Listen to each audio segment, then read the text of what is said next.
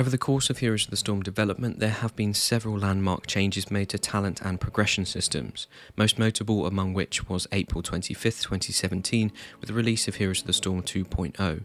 To this day, the community is divided, and it's fair to say many of you watching my videos want to see further changes being made. So let's dive into what has changed over the years and what we can expect in the future. HOTS is unlike any other MOBA, in that they chose to create a talent system rather than item system. At the time, I remember this being rather revolutionary, feeling like you had greater control over your playable hero. Starting at level 1 and every few levels after that, a player is given a choice of talent that offer new tools or enhance existing abilities. According to senior artist Phil Gonzalez, there are a few reasons that culminated in this decision. Firstly, you can be much more creative with a character's toolkit. Talents can of course be targeted to a character's abilities, whereas items have to be deliberately ambiguous, offering buffs like increased mana, health, armor, etc.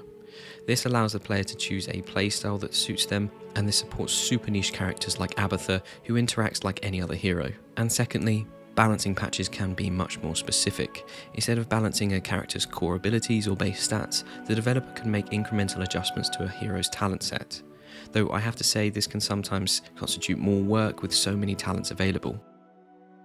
Over the years, developers have also played around with a few types of talents, giving players even greater freedom to play the characters their way once in game. Though this can sometimes come under scrutiny, as there will often be a meta build that teammates insist you play. For example, I just sometimes want to go Damage Lily or pick up Malfurion's Treant at level 1. To keep up to date with meta builds, I would highly suggest using HOTS logs, Icy Veins or similar sites to find a preferred build and plug this into your template as to not screw up. Regardless, there are currently 6 available talent types, which include: Number 1, standard talents. These could alter heroes' abilities, for example reduce cooldowns or mana requirements. They could also improve stats, modify an auto attack's effects, or even provide another activatable ability, like Cleanse. Number 2, quest talents. These require heroes to complete a quest, which could be collecting regen globes, eliminating heroes, or successfully executing auto attacks on heroes.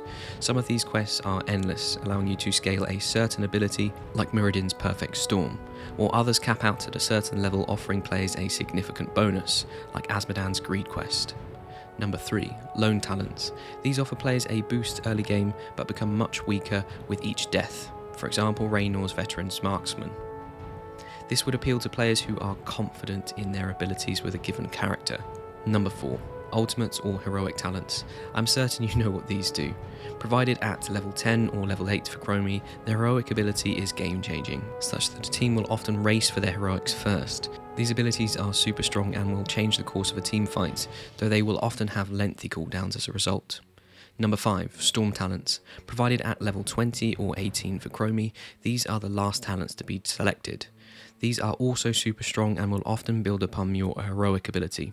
For example, Zarya's Graviton Surge will now also silence rather than just CC. Fighting with a team that has 20s without having them yourself will often result in a team wipe. And finally, number 6, generic talents. These talents are available to multiple heroes, for example Bolt of the Storm, allowing players a level of familiarity between characters. Onto leveling and progression. This is the system that has perhaps seen the most change over the years, and has in my opinion changed to closer mimic other MOBAs, which I have mixed opinions on. At its core, a player can level each individual hero up, and the culmination of those levels result in your overall player level. This hasn't changed. However, as of the Heroes 2.0 update, players are incentivized by earning loot boxes at each level, which has the chance to contain hundreds of skins, portraits, banners, announcements and more. After all, who doesn't love a loot crate? This has changed from the original system, where other than progression rewards, all other skins had to be purchased through the online store. Speaking of which, players previously were able to unlock recolor skins at incremental levels and a master skin at level 10, which gave you a much better sense of accomplishment than the current version. Now, players are simply given individual character portraits, mastery rings and taunts to flex their commitment to an individual hero.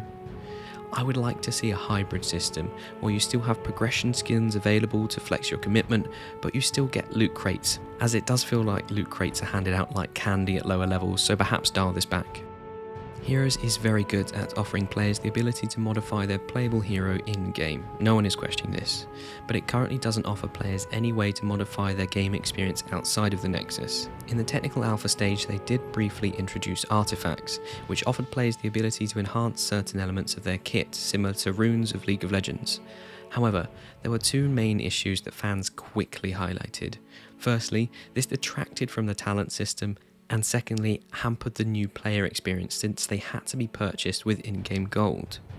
With that being said, players like myself who have sunk a considerable amount of time into the game would appreciate a system like this that rewards time spent. So this begs the question, how can we further diversify the progression system without hampering the new player experience? The answer is, well, with great difficulty. But if I were to speculate, I would draw inspiration from other game genres. Take the MMO. Here, a character has a predetermined number of abilities unlocked through spending time through the game. So I would suggest giving a hero 3 default abilities.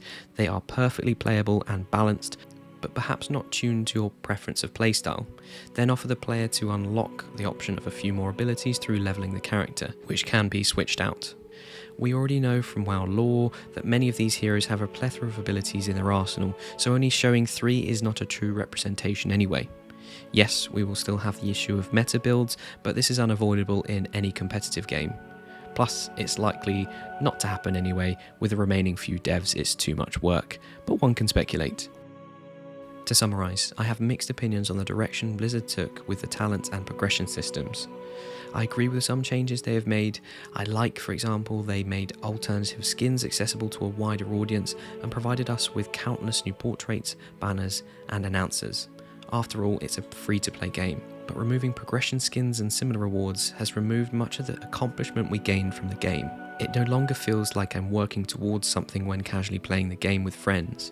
The game has so much more potential, but it just needs a little bit more time, love, and commitment to truly succeed. I'm interested. What do you think of the current progression and leveling system? Do you think anything could be changed for the better? I'd love to hear your thoughts. As always, feel free to like, dislike, or comment on this video. It helps me and the YouTube algorithm. Subscribe for more content, and I will see you in the next upload.